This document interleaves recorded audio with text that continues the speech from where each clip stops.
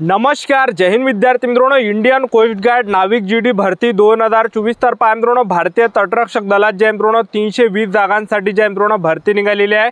आणि या भरतीसाठी मित्रांनो शिक्षण फक्त 12वी पास लागते. तर महाराष्ट्रातील तुम्ही कोणत्याही जिल्ह्यातले असाल तर महाराष्ट्रातील मुला मुलींना जे मित्रांनो या भरतीमध्ये फॉर्म भरता येते. आणि ऑनलाईन पद्धतीने जे फॉर्म आहे हे जे मित्रांनो 13 जून 2024 पासून ऑनलाईन पद्धतीने फॉर्म भरणे सुरू झाले आहे भारतीय तटरक्षक दल या भरतीचे.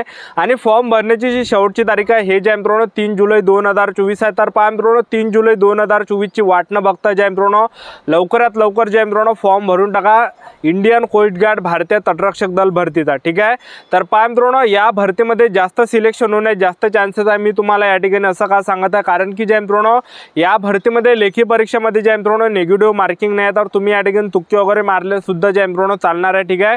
तर नेगेटिव्ह मार्किंग नाही मित्रांनो या भरतीमध्ये. आणि त्याचबरोबर जे इंडियन कोस्ट गार्डची जी भरती आहे मित्रांनो हे परमनंट आहे. ठीक आहे. तर या भरतीची मित्रांनो सिलेक्शन प्रोसेस काय, सर्वात आधी लेखी परीक्षा होणार आहे की सर्वात आधी ग्राउंड होणार आहे.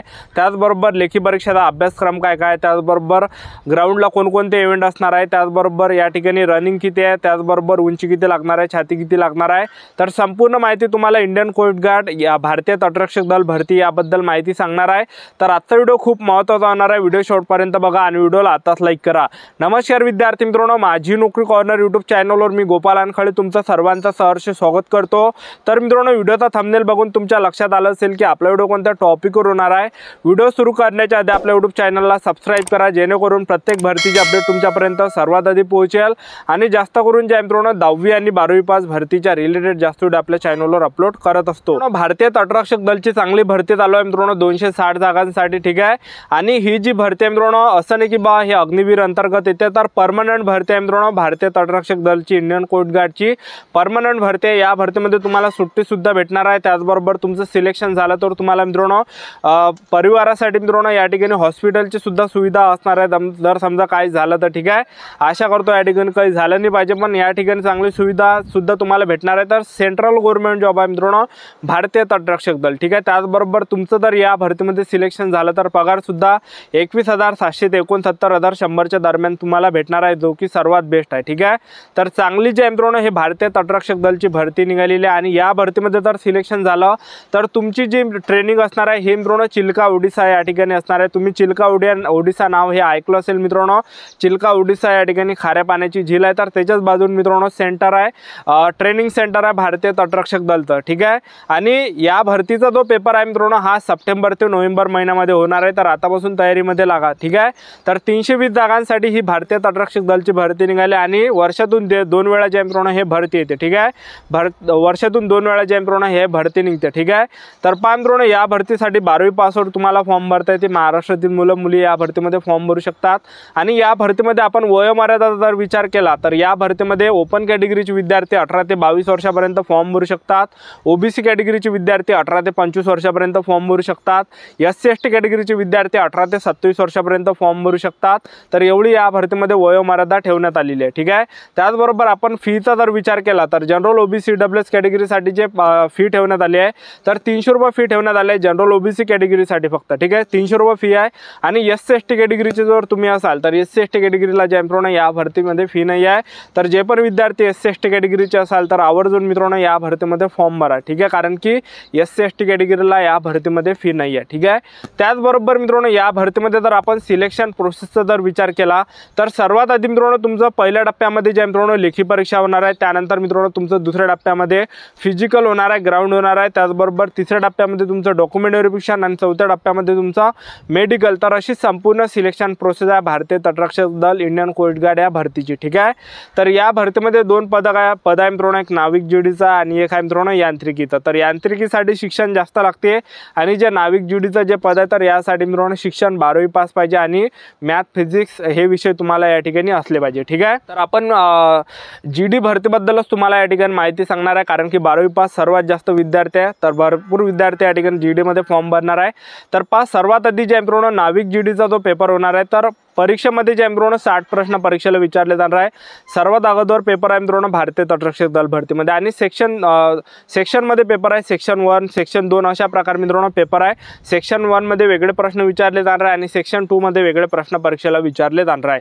तर सेक्शन 1 मध्ये जे मित्रांनो 60 प्रश्न परीक्षेला विचारले जाणार आहे आणि यामध्ये पहा मित्रांनो मॅथचे गणिताचे 20 प्रश्न परीक्षेला विचारले जाणार आहे। रिझनिंग त्याला बुद्धिमत्ता चाचणी म्हटलं जाते, याचे सुद्धा प्रश्न परीक्षेला विचारले जाणार आहे। त्याचबरोबर सायन्स विज्ञानचे मित्रांनो या ठिकाणी 10 प्रश्न परीक्षेला विचारले जाणार आहे। इंग्रजी ग्रामरचे प्रश्न परीक्षेला विचारले जाणार आहे आणि जनरल नॉलेजचे मित्रांनो 5 प्रश्न परीक्षेला विचारले जाणार आहे। तर टोटल या ठिकाणी मित्रांनो 60 प्रश्न परीक्षेला विचारले जाणार आहे आणि 60 मार्काचा मित्रांनो हा पेपर असणार आहे पहिला, ठीक आहे। आणि यामध्ये जे मित्रांनो 45 मिनिटाचा तुम्हाला टायमिंग भेटणार आहे पेपरसाठी आणि नेगेटिव्ह मार्किंग नाही, तर नेगेटिव्ह मार्किंग नसल्यामुळे मित्रांनो तुम्हाला तुक्के मारायचे, पेपर पूर्ण तुम्हाला या ठिकाणी सोडून यायचा, कारण की नेगेटिव्ह मार्किंग नाही या भारतीय तटरक्षक दलच्या या पेपरमध्ये, ठीक आहे। तर तुक्के तुम्हाला मित्रांनो या ठिकाणी मारायचे आहे, कारण की या भरतीमध्ये नेगेटिव्ह मार्किंग नाही। नेगेटिव्ह मार्किंग जर असते तर तुमचे जे प्रश्न बरोबर असते ते मायनस झाले असते, ठीक आहे।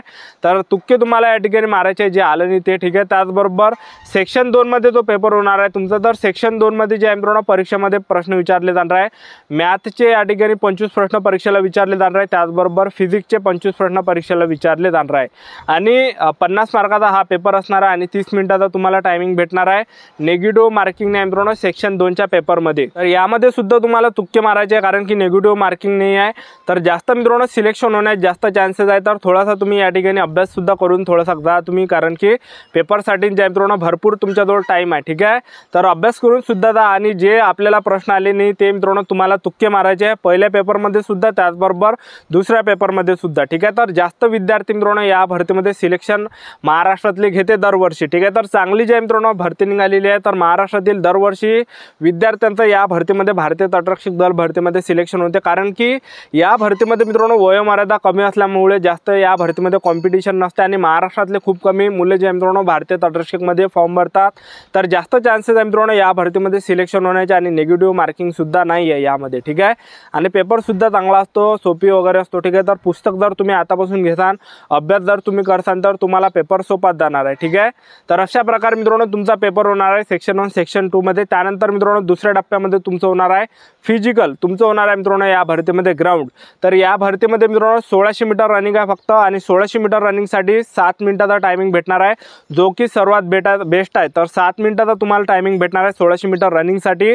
तर कोणी पण मित्रांनो 7 मिनिटामध्ये मारू शकतो 1600 मीटर रनिंग। तर ज्यांचा सुद्धा टायमिंग जास्त येत असेल तर फिजिकलची तयारी तुम्ही या ठिकाणी चालू द्या, ठीक आहे। त्याचबरोबर तुम्हाला जे मित्रांनो उठक बैठका मारावं लागणार आहे, जसं तुम्ही शाळेमध्ये तुम्हाला जशी ज्या मित्रांनो या ठिकाणी शिक्षा द्यायचं, तसंच मित्रांनो तुम्हाला या ठिकाणी उठक बैठका मारायच्या किती, तर तुम्हाला या ठिकाणी 20 उठक बैठक मारायच्या, त्याचबरोबर 10 तुम्हाला पुलस मित्रांनो या ठिकाणी मारायचे आहे। त्याचबरोबर जे उंची जर या भरतीमध्ये बघितलं तर 157 सेंटीमीटर उंची लागते फक्त, ठीक आहे। सर्वच कॅटेगरीसाठी SC ST OBC EWS open तुम्ही कोणत्या कॅटेगरीचे असाल तर 157 सेंटीमीटर जे मित्रांनो या भरतीमध्ये उंची लागते। तर छातीची या भरतीमध्ये काही अट नाही आहे। तर अशा प्रकारे मित्रांनो संपूर्ण सिलेक्शन प्रोसेस आहे भारतीय तटरक्षक दल इंडियन कोस्ट गार्ड या भरतीची। आणि 10वी पास करिता ज्या मित्रांनो भरती लवकरच येणार आहे इंडियन कोस्ट गार्डची, तर 10वी पासवर सुद्धा ही भरती येत असते। तर फॉर्म भरणे सुरू आहे मित्रांनो 13 जून 2024 पासून भारतीय तटरक्षक दल भरतीचे फॉर्म भरणे सुरू झाले आहे आणि शेवटची तारीख मित्रांनो 3 जुलै 2024 आहे। तर लवकरात लवकर तुम्ही या ठिकाणी फॉर्म भरून टाका। तर 12वी पास जर तुम्ही असाल, मॅथ फिजिक्स विषय असेल, तर तुम्हाला या भरतीमध्ये फॉर्म भरता येते, ठीक आहे। तर ही होती मित्रांनो संपूर्ण माहिती भारतीय तटरक्षक दल या भरतीबद्दल। तर आजचा व्हिडिओ आवडला असेल तर व्हिडिओला लाईक करा, शेअर करा, सबस्क्राईब करा। तर आजच्या इथंच थांबतो, भेटूया नेक्स्ट व्हिडिओमध्ये। जय हिंद जय भारत।